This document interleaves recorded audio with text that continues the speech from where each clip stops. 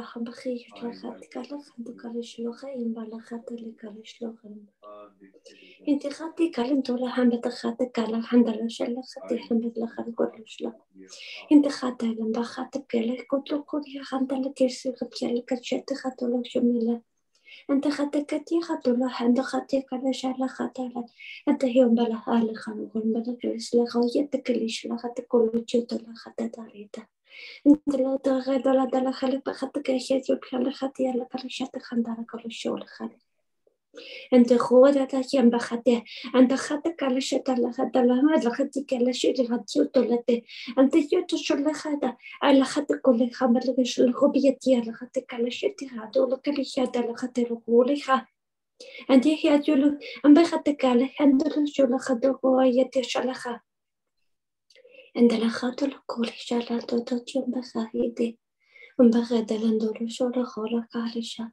ام بخدل شلومي دلخش لخ جبخاتل شلو يتكل شغل عند لا دار تهلش عند لخاته يعني يدور شدي خاته يوتوري شلخا ام بخدل شو دولن على شلخاتك يتشول خاتي إندو بخاتل شدي يو بخاتل شتم بخاتل شدول خوتل تايتي غي دول شايتي إندو لطول خاتل كان شولت إندو لو شتم بخاتل شلحن بخاتل شلومي تخير شلخاتل كان شلخاتل يدايدا إندو لطول خاتل يو شولت الخاتل يتيو لو شول ما يدال خاتل تيو لخانر يدو إنت خاتل شالي تيخي عندنا شغل عندنا شغلة عندنا بخاتي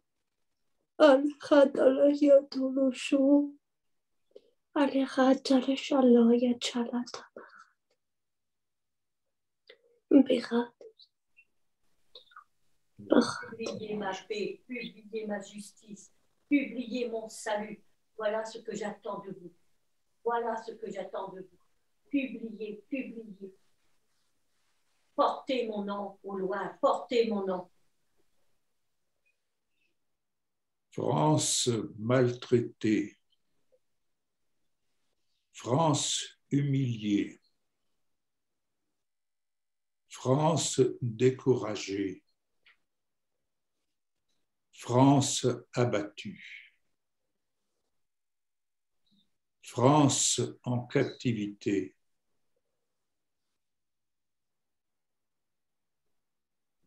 ton salut frappe à ta porte. Ma compassion est grande pour toi, France.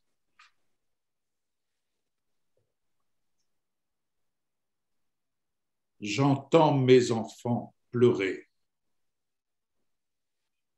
J'entends les cris de douleur. Je vois les parasites rendant la France malade, écarté de mes voix.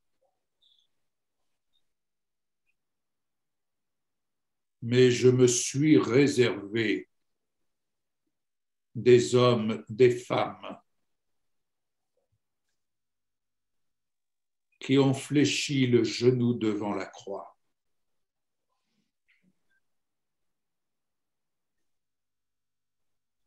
Le temps est venu, France, où je vais te relever des ruines, te libérer de la captivité,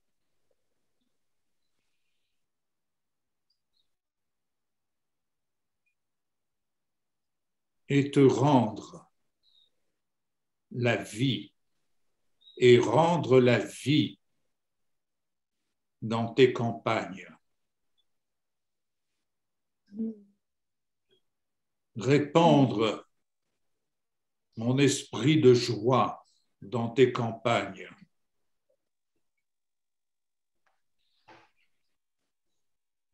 Mes enfants, entendez ce que je dis à votre France. Entendez ce que je dis, ce que je publie à votre France.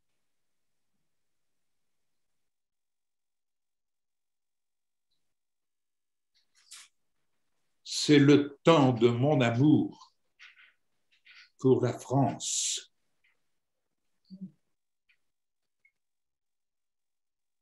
Mais entendez ce que je dis à votre France.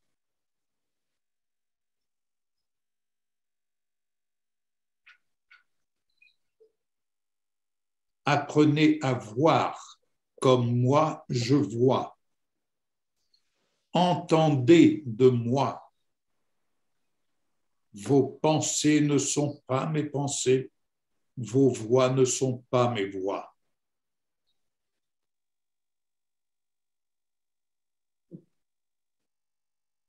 Je choisis un homme selon mon cœur.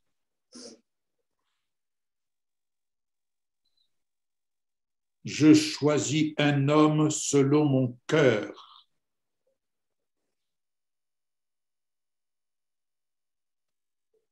Je l'ai réveillé. Je l'ai réveillé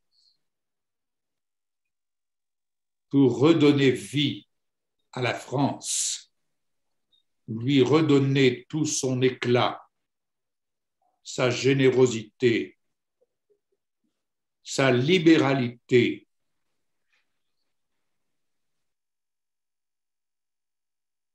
Son péché a été cloué à la croix, une fois pour toutes.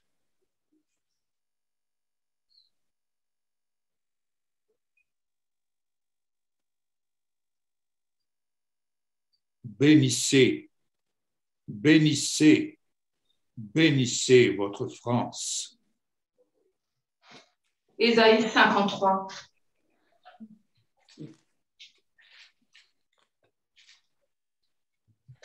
Qui a cru à ce qui nous était annoncé? Qui a reconnu le bras de l'Éternel? Je proclame que c'est la France. Il s'est élevé devant lui comme une faible plante, Seigneur Jésus, comme un rejeton qui sort d'une terre desséchée. Il n'avait ni beauté ni éclat pour attirer nos regards, et son aspect n'avait rien pour nous plaire. Méprisé et abandonné des hommes, des Français, homme de douleur et habitué à la souffrance, semblable à celui dont on détourne le visage. Les Français l'ont dédaigné, n'ont fait aucun cas de lui. Cependant, ce sont les souffrances des Français qu'il a portées. Oui. Et leur douleur dont il s'est chargé. Et les Français les ont considérés comme punis, frappés de Dieu et humiliés. Oui. Et il était blessé pour les péchés de la France, brisé pour leurs iniquités. Le châtiment qui donne la paix aux Français est tombé sur lui. Et c'est par ces meurtrissures que les Français sont guéris. Amen. Oui. Les Français étaient tous errants comme des brebis. Chacun suivait sa propre voie. Et l'Éternel a fait retomber sur les Français, sur Jésus, l'iniquité de nous tous. C'est vrai. Il a été maltraité et opprimé. Il n'a point ouvert la bouche, semblable à un agneau qu'on mène à la boucherie, à une brebis muette devant ceux qui l'attendent. Il n'a point ouvert la bouche. Il a été enlevé par l'angoisse et le châtiment, et parmi ceux de sa génération, qui a cru qu'il était retranché de la terre des vivants et frappé pour les péchés de son peuple, les Français. Merci Seigneur. Amen. Parce que nous tous ici présents, et je proclame aussi que le reste de nos compatriotes, ils voient ce par quoi tu as souffert. Oui. Pour que nous ayons la vie, et la vie en abondance. Merci pour ce corps brisé. Nous voulons vraiment te louer, te bénir pour cela. Et que les Français puissent le voir. Qu'ils puissent prendre une autre voie. Ta voie, Seigneur Jésus. Oui. Merci pour ton corps brisé. Prenons le pain.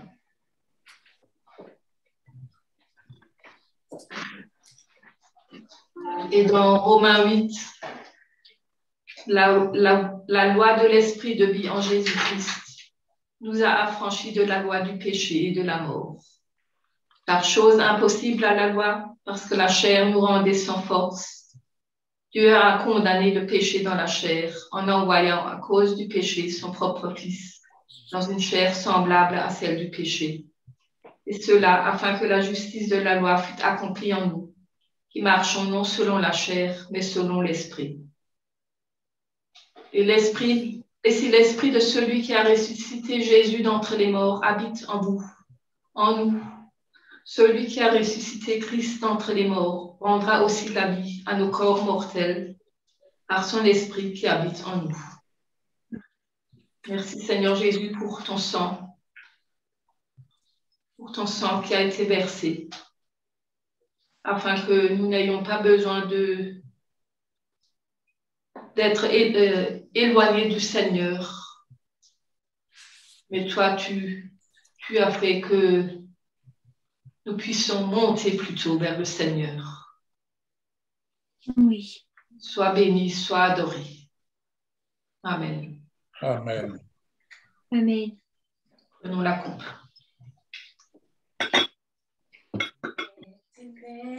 Ont reculé devant l'œuvre de la croix, devant l'agneau immolé, et le sang versé pour moi.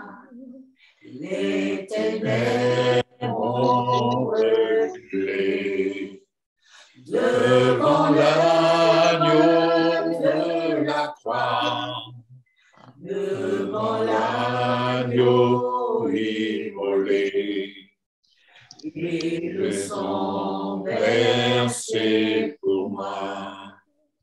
Hosanna, Hosanna, à l'agneau immolé.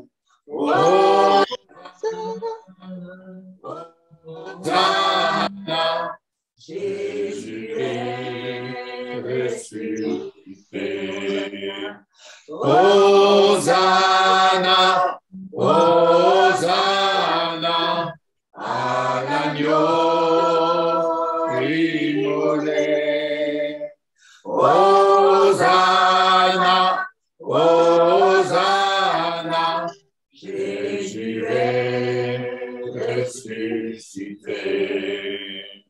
Que le faible dise, je suis fort. Que le riche dise, je suis riche.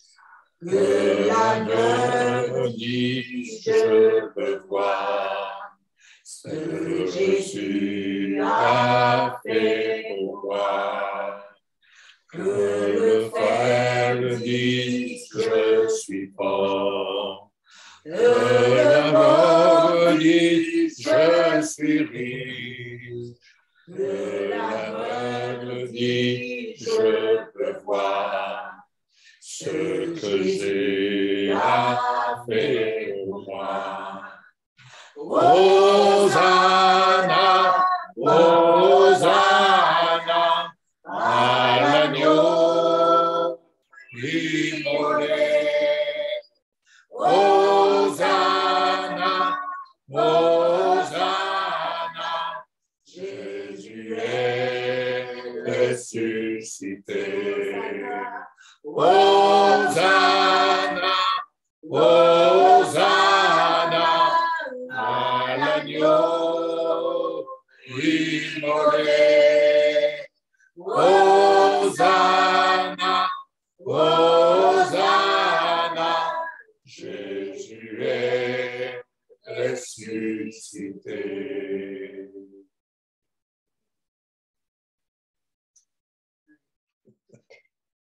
Quel merveilleux moment nous passons. Et Oui. merci Seigneur pour ce privilège, vraiment que tout ce que nous vivons tous ensemble, jour après jour, réunion après réunion dans cette salle Zoom. Merci Seigneur. Amen. Nous ne sommes pas nés en France par hasard, parce que si nous tous qui sommes là sommes nés en France, et si nous sommes dans ces moments-là maintenant de cette génération, c'est parce que nous sommes, comme la reine Esther, prévus pour ce temps particulier, pour agir. Et dans les temps mouvementés dans lesquels nous vivons, nous avons plus que jamais, pour chaque décision que nous avons à prendre, besoin de sagesse. Amen. Non pas la sagesse humaine, mais la sagesse qui vient d'en haut, la chorma. C'est comme ça qu'on dit en hébreu. Et qui mieux que celui qui l'avait très largement reçu pour nous en parler, c'est-à-dire Salomon, Shlomo, dont le nom veut également dire shalom, shalom qui signifie paix, tranquillité, sûreté, bien-être, santé, contentement, succès, confort, plénitude et intégrité. Ça, c'est le shalom, la paix de Dieu. C'est ce que tout cela englobe et c'est ce que nous sommes destinés à avoir.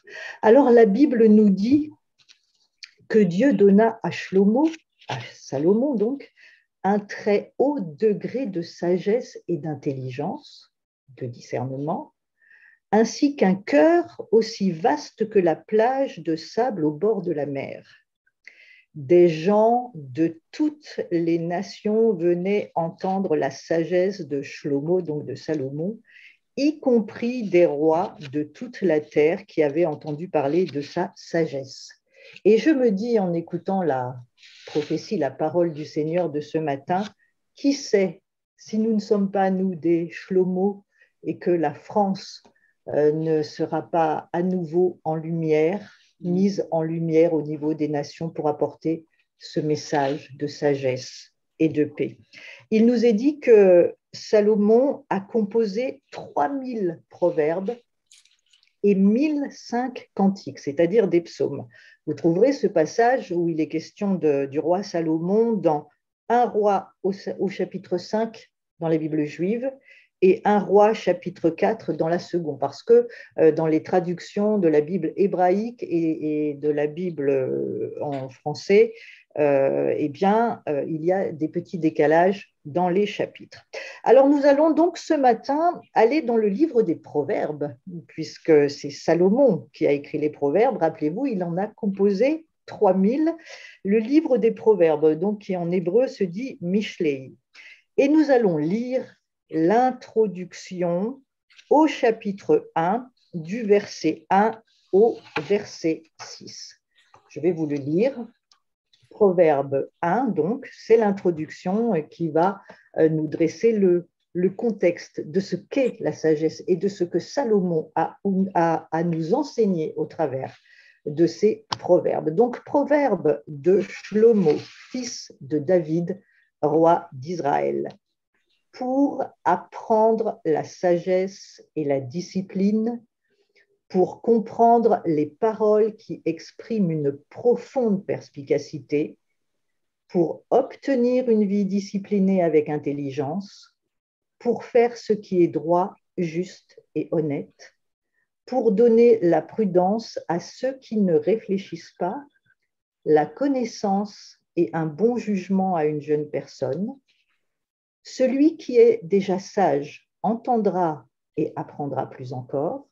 Celui qui comprend déjà obtiendra la capacité de bien conseiller, il comprendra les proverbes, les expressions cachées, les dictons et les énigmes des sages. Salomon, qui avait reçu cette sagesse, cette chorma donc, a un très haut degré de révélation et nous partage ses secrets dans ce livre qui n'est pas un code de bonne conduite morale, même s'il peut nous inspirer dans ce sens, mais c'est un livre qu'il nous faut décoder pour en retirer la substance divine, la révélation. Alors ce matin, nous allons, avec l'aide de Salomon et surtout avec l'aide de la chorma, la sagesse, être des bâtisseurs et voir comment construire, bâtir, édifier la maison de Dieu, c'est-à-dire nous, qui sommes le temple du Saint-Esprit, mais aussi cette pierre taillée qui fait partie du corps de Christ. Je vous invite à rester dans les Proverbes, mais à venir avec moi dans le chapitre 24. Et nous allons lire du verset 3 au verset 6. Proverbe 24, verset 3 à 6. Je vous le lis dans la version de la Bible juive. Par la sagesse, une maison se construit. Par l'intelligence, elle est protégée et par la connaissance, ses pièces sont remplies de toutes sortes de possessions coûteuses et agréables. L'homme sage est fort, oui, l'homme de connaissance grandit en force, car avec une stratégie intelligente, on fait la guerre et la victoire vient avec de nombreux conseillers. Par la sagesse, une maison se construit. Par la chorma, donc la sagesse qui vient d'en haut, c'est-à-dire l'Esprit de Dieu, c'est sur lui que notre maison se construit. D'ailleurs, Salomon nous dit dans le psaume 127, puisque c'est lui aussi qui a écrit ce psaume, que si Adonai ne bâtit la maison, ses bâtisseurs travaillent en vain. Alors, avant de commencer à édifier une maison, il faut poser ses fondations.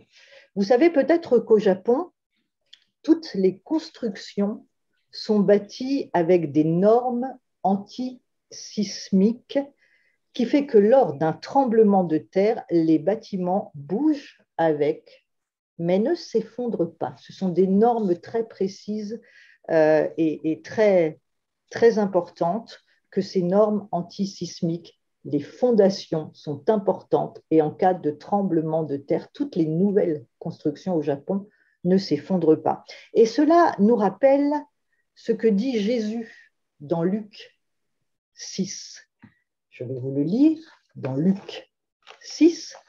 Jésus nous dit, alors il est question de la maison et des fondations, c'est-à-dire de nous. Hein, on parle de nous.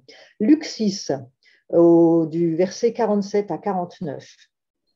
Quiconque vient à moi, entend mes paroles et les met en pratique. Je vais vous montrer à quoi il ressemble. C'est Jésus qui parle. Il est comme un homme qui a bâti sa maison en creusant profondément afin de poser les fondations sur le roc.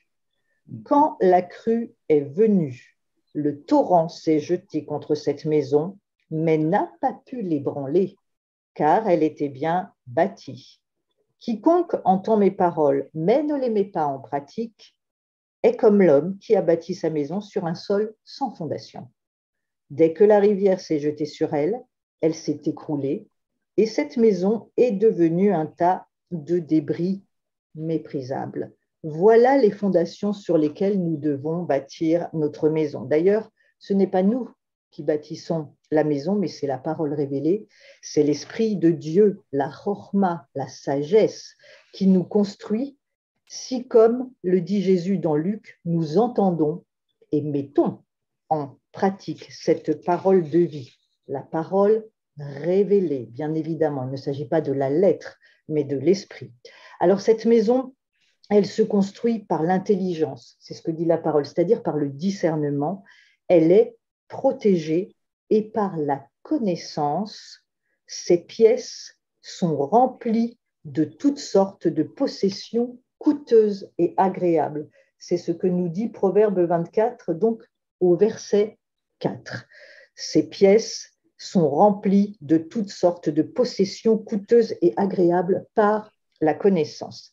La connaissance, c'est évidemment la révélation. Lorsque nous connaissons, c'est-à-dire notre être intérieur, est rempli de toutes sortes de possessions coûteuses et agréables. Coûteuses parce que précieuses, mais aussi parce qu'il faut payer le prix pour les avoir.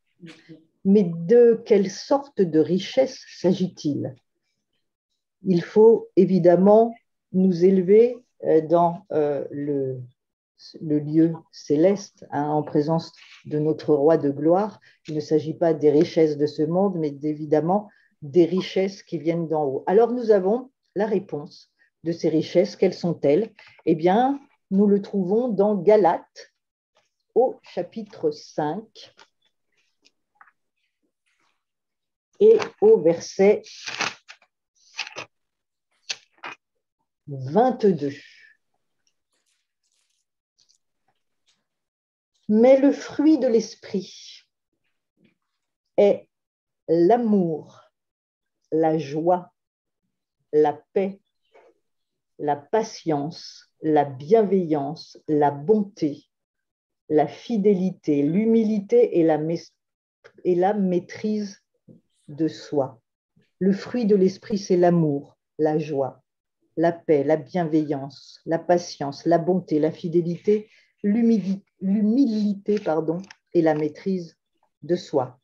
En effet, ce sont des possessions agréables et coûteuses.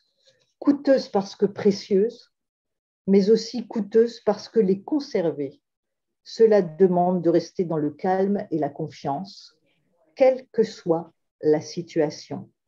Il est en effet facile, on le sait tous, de rester dans la joie et dans la paix quand tout va bien, mais quand les difficultés surviennent, c'est au prix de notre foi que nous en bénéficions.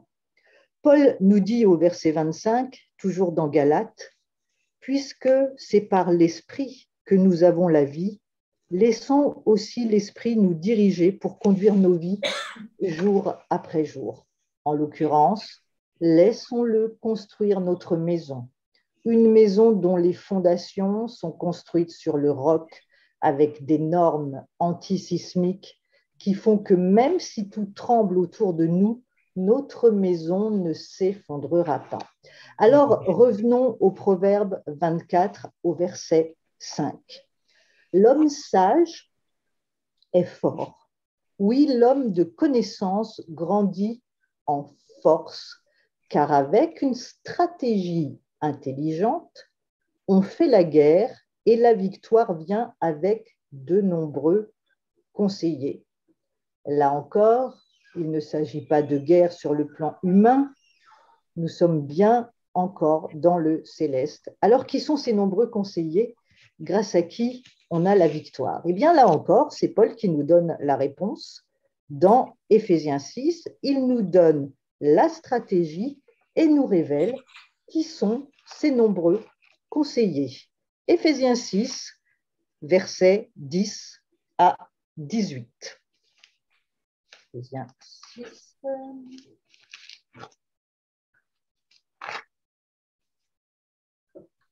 Éphésiens 6, 10 à 18. Écoutez la stratégie et les conseillers.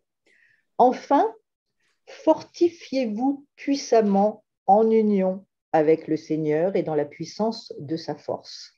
Utilisez toute l'armure et les armes que Dieu met à votre disposition afin que vous puissiez résister aux manœuvres trompeuses de l'adversaire. Car nous ne luttons pas contre des êtres humains, mais contre les souverains, les autorités et les puissances gouvernant les ténèbres, contre les forces spirituelles maléfiques dans les lieux célestes. C'est pourquoi prenez donc avec vous chacune des armes que Dieu vous donne, afin qu'au mauvais jour vous puissiez résister et tenir ferme après avoir gagné la bataille. Tenez donc ferme, ayez autour de la taille la vérité pour ceinture, revêtez-vous de la justice comme cuirasse et portez à vos pieds la bonne nouvelle que donne la bonne nouvelle du shalom. Ayez constamment avec vous le bouclier de la foi, avec lequel vous pourrez éteindre toutes les flèches enflammées du malin. Et prenez le casque de la délivrance et l'épée de l'esprit, qui est la parole de Dieu, priant en tout temps par toutes sortes de prières et de requêtes dans l'esprit, avec vigilance et sans lassitude pour tout le peuple de Dieu. Voilà comment l'homme sage, c'est-à-dire rempli de la sagesse de Dieu, c'est-à-dire la chorma, fait la guerre et remporte la victoire. L'homme sage a bâti sa maison sur le roc, il est rempli du fruit de l'esprit, il fait la guerre et remporte la victoire. Conseil précieux de Salomon, surtout dans les temps que nous traversons, car en allant plus loin dans ce chapitre 24 des Proverbes, au verset 21, il nous est dit ceci. Mon fils, ne te lie pas avec des révolutionnaires, mais crains Adonai et le roi, car ils feront venir subitement le désastre, et qui sait la ruine qu'ils peuvent amener tous les deux. Ne te lie pas avec des révolutionnaires. Notre combat, nous le savons, nous en parlons régulièrement, n'est pas sur cette terre, où nombreux sont ceux qui cherchent des solutions terrestres, évidemment, au travers de manifestations, de pétitions, de toutes sortes de choses. Notre combat, nous le savons, ne se situe pas là. Crains Adonai et le roi, car ils feront venir subitement le désastre, et c'est exactement ce dont nous parle Paul dans 1 Thessaloniciens au chapitre 5.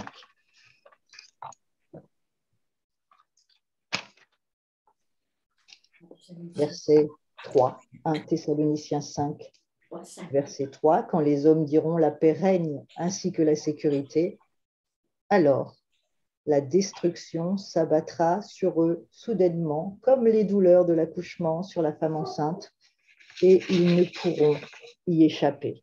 Alors, méditons et surtout mettons en pratique ces précieux conseils de Salomon. Je vous rappelle, cet homme était un homme de paix.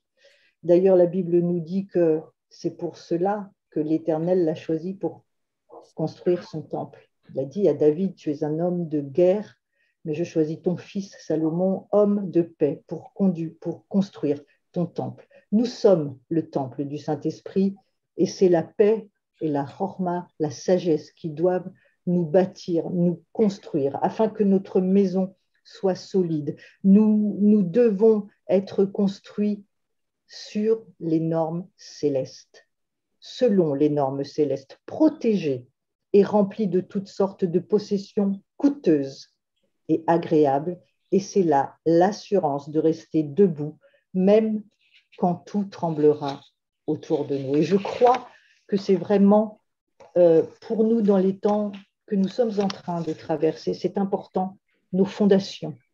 Soyons fondés. Notre maison doit être fondée et construite selon les normes célestes, les normes de la sagesse, construite sur le roc. Voilà ce que je voulais vous partager ce matin. Soyez bénis. Merci Valérie, merci beaucoup. Bien, pour ce faire et pour conclure sur cette réflexion si parlante et poursuivre la construction selon l'Esprit, et l'Esprit de Dieu construit au milieu de nous. J'aimerais vous inviter à venir avec moi dans l'Évangile de Luc, au chapitre 22.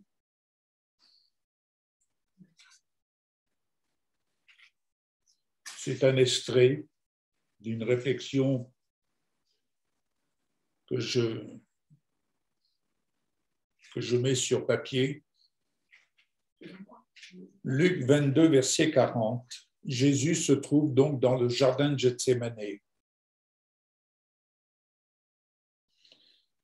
Il est dit au verset 40, lorsqu'il fut arrivé dans ce lieu, il leur dit, priez afin que vous ne tombiez pas en tentation. Et je reprendrai ce que Valérie disait dans Éphésiens 6, 10. Fortifiez-vous dans le Seigneur pour tenir ferme contre les ruses du diable. Et au verset 18, toujours dans Éphésiens 6, nous sommes invités à prier avec persévérance. Alors nous avons un exemple, et nul n'est plus grand que le Maître, dans Luc 22, 44, Jésus est en agonie. Il priait plus instamment et sa sueur devint comme des grumeaux de sang qui tombaient sur la terre.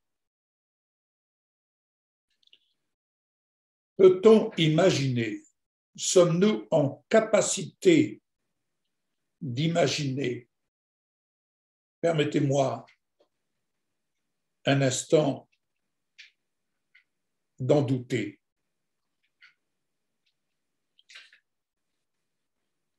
Jésus est en agonie.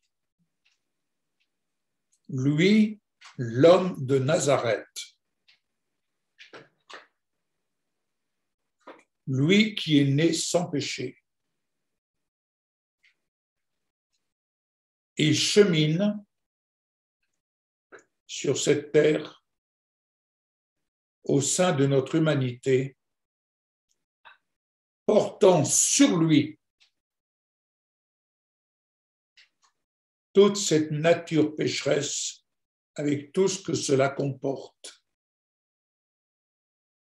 Avec tout ce que cela comporte. Qui d'entre nous n'a pas subi des oppressions, des angoisses, des craintes, des peurs, et criant « Seigneur, libère-moi ». Jésus porte tout cela sur lui. Il a été envoyé par Dieu le Père dans un corps semblable au nôtre, c'est-à-dire qu'il a pu ressentir tout ce que nous-mêmes nous pouvons ressentir. Au point qu'il est là dans le jardin de Gethsémani. Il a même pu dire, Seigneur, Père, si tu voulais éloigner de moi cette coupe, mais il s'est empressé de dire, toutefois,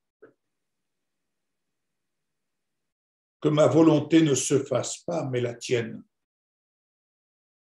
Il aurait pu vivre sa volonté, autrement dit, reprendre les commandes. Et ça aurait été l'échec pour notre vie, pour notre humanité. Suant des grumeaux de sang, il aurait pu mourir. Car c'est l'ultime souffrance que l'homme ne peut supporter. C'est l'ultime souffrance. Et lorsque Jésus nous invite à prier afin de ne pas tomber en tentation, c'est afin que cette maison, et nous en sommes les pierres vivantes, que cette maison puisse être construite selon son plan. Que cette maison sur la France soit construite selon son plan et non selon des systèmes établis par la sagesse humaine.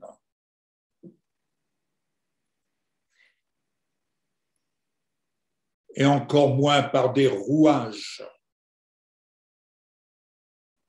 de mensonges, de tromperies, d'utopies, que sais-je. Mais que cette maison formée de ces pierres vivantes que nous sommes et à laquelle nous aspirons au plus profond de nous, et que nos contemporains sont dans l'attente, même s'ils ne le disent pas, mais ils sont dans l'attente de la révélation des fils de Dieu, c'est-à-dire de ceux-là qui sont identifiables à la maison du Dieu 3 fois saint. J'ai bien dit identifiables. Identifiables comme provenant d'en haut.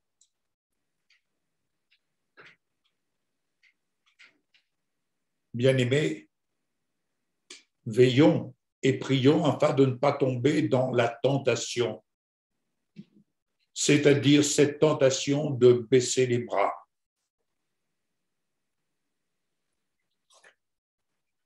Cette tentation même de renier ce à quoi Jésus nous appelle.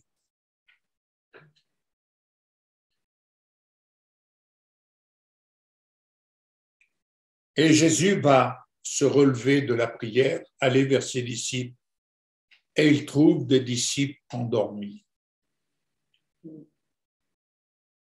C'est-à-dire, être endormi, c'est de ne point rechercher la révélation du temps présent dans lequel le Saint-Esprit nous conduit, nous fait marcher. Être endormi, c'est être aveugle.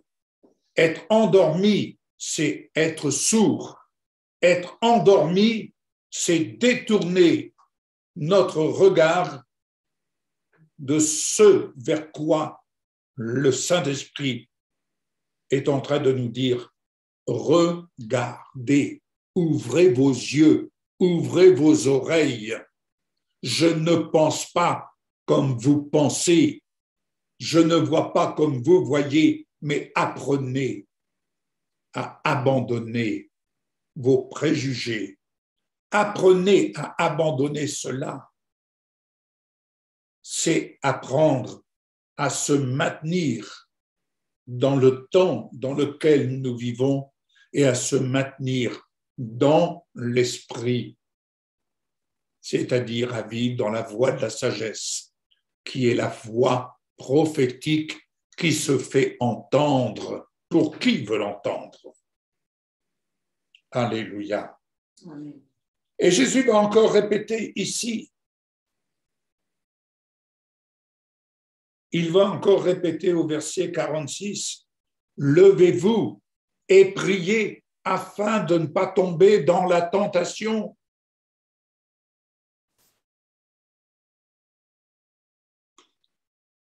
Comme je le disais tantôt, tout à l'heure, la tentation de renier le plan dans lequel le Saint-Esprit nous conduit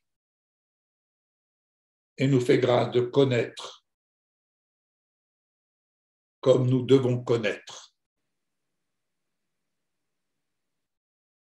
Les disciples, lorsque Jésus va être arrêté, les disciples vont agir ou réagir, mais ils vont réagir dans le domaine de la chair. Ah, nous sommes, il est vrai, censés pour faire la guerre selon la chair, mais comme cela nous a été redit, nous n'avons pas à combattre contre la chair et le sang. Et il ne faut pas confondre l'épée de l'esprit et l'épée que l'on peut manier avec force. Et les disciples vont se permettre de prendre, l'un d'eux va se permettre de prendre l'épée, de sortir l'épée du fourreau. et frapper l'oreille du serviteur du sacrificateur. Mais Jésus va s'empresser de réparer cela. Il va guérir. Parce que ce n'est pas de cette manière que l'on combat au point de blesser, au point de détruire. Le combat que nous menons, mes bien-aimés, il est dans la sphère céleste. Et c'est depuis la sphère céleste que nos yeux s'ouvrent sur la stratégie de Dieu qui, en effet, nous fait grâce d'agir avec toute la sagesse qui s'impose. Et il nous fait grâce de voir comme lui voit. Il nous fait grâce d'entendre comme lui entend. Et c'est une grâce de Dieu, de ce que nous vivons depuis quelque temps. C'est vraiment une grâce de Dieu, que chacun puisse voir, que chacun puisse entendre. J'espère qu'il en est ainsi pour chacun. Car ce que nous voyons et ce que nous entendons, qui nous vient d'en haut, bien-aimés, c'est l'œuvre de l'Esprit, c'est l'œuvre de la prière, c'est l'œuvre du Saint-Esprit, parce que chacun d'entre nous en sommes sa demeure, et chacun d'entre nous en sommes les pierres vivantes de cette maison qu'il construit. Et lorsque nous allons plus amplement apprendre à connaître et à reconnaître, à identifier ce que l'Esprit de Dieu construit, nous allons apprendre plus amplement à craindre l'Éternel et respecter son œuvre, avoir du respect pour son œuvre, car cette œuvre, mes bien-aimés, cette œuvre, c'est ce qu'il veut multiplier. Il veut la multiplier, tout comme Jésus a multiplié quelques pains, quelques poissons. Il n'a pas multiplié à partir d'une grande quantité, mais à partir du peu. Nous sommes semblables à ce peu, mais ce peu qui est entre les mains du Seigneur, le moment venu, il va le multiplier, car ce peu, c'est l'œuvre de son miracle. Ce n'est pas l'œuvre d'un homme, ce n'est pas l'œuvre d'une organisation, ce n'est que l'œuvre d'un homme, et qui ne vient que de lui, tout simplement dès lors que nous acceptons de nous soumettre, même si on voudrait, dans la chair, on voudrait que les choses aillent plus vite, que les choses aillent autrement, on voudrait essayer d'y rajouter nos petits ingrédients. Soyons à l'écoute du Saint-Esprit, bien-aimés, et nous verrons plus amplement encore l'œuvre de l'Esprit. Et je terminerai. Croyons-nous à la prière? Est-ce une joie, une attente de participer à une réunion de prière? Et quand je dis une réunion de prière commune, ou une réunion de prière, on ne fait pas notre petite sauce, une réunion de prière où nous communions un même esprit qui, lui, façonne toutes choses. Amen. Amen. Il ne s'agit pas de juger, ni de critiquer, ni de condamner. Je dirais que n'importe qui peut le faire. Et il suffit que chacun considère son passé, il aura alors sa bouche fermée. Mais désirons-nous stimuler, encourager, relever le défi ou les défis? C'est en fléchissant devant l'œuvre de la croix que nous vaincrons et que nous dépasserons les impossibilités. Amen. Alors, prenons bon courage, mais selon la recommandation que Jésus nous donne, prions sans cesse afin de ne pas tomber dans l'assoupissement ou de ne pas tomber dans la chair, de ne pas tomber dans nos propres sentiments, mais au contraire, que notre esprit soit instruit par la révélation, la connaissance qui nous vient de sa parole. Alors nous marcherons dans la voie de la sagesse. Amen. Amen. Voilà petite réflexion que je voulais simplement partager.